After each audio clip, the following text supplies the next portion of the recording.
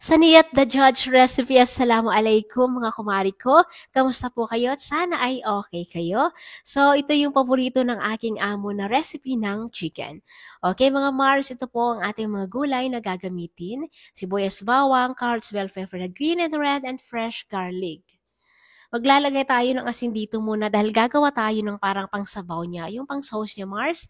Sweet soy sauce, romancy, rock salt, oil, garlic powder, black pepper powder, coriander powder, onion powder, ang daming powder ketchup, paprika powder, yung hindi lang po maanghang. Then seasoning, tomato paste. Turmeric pa pala, o di ba? Lalagyan natin ng tubig ito. Kalukalan lang natin siyang ganyan. Ayan, paikot-ikutin mo lang. Pagkatapos ilalagay natin yan sa ating mga kamo.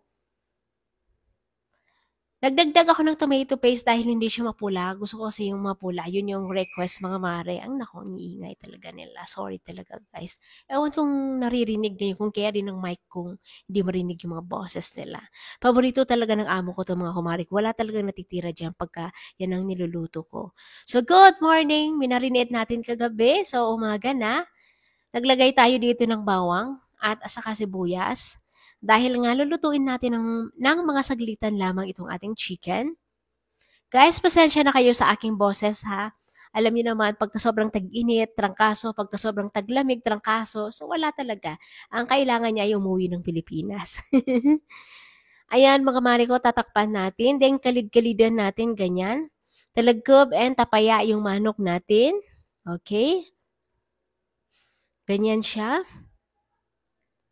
Pagkatapos mga mali, gusto ko sana ilalagay dito sa baking dish na to kaso maliit siya.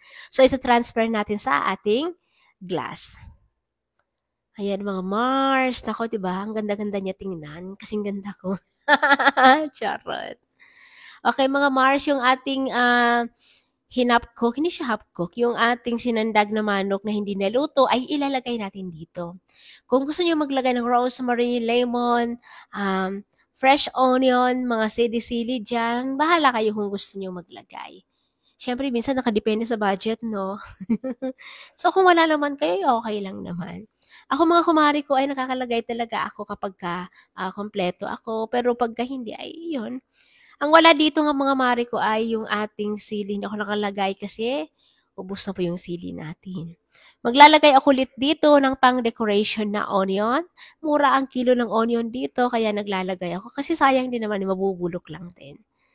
Ayan mga Mars. Napakasarap talaga ng recipe ng ganitong klaseng luto mga Mars. Gustong gusto ko talaga siya. Lalo na pagka, alam mo mga Mars, wala talagang tapon. Kahit na wala ng chicken, masarap pa rin, pati yung gulay. So, ayan mga Mare, no? Tiningnan natin. So, hindi pa siya tapos. Pinakita ko lang sa inyo.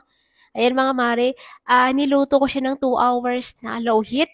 Kasi ini-estimate ko yung dating ng aking amo galing sa trabaho. So, kayo mga Mare, dapat alam nyo na yan kung kailan yan maluluto. Siyempre, di ba, hindi naman tayo pare-pareho ng oven. Okay, Mars, kayo na ang bahala doon. So, ayun lang ho at maraming salamat. Mag-ingat po kayo palagi.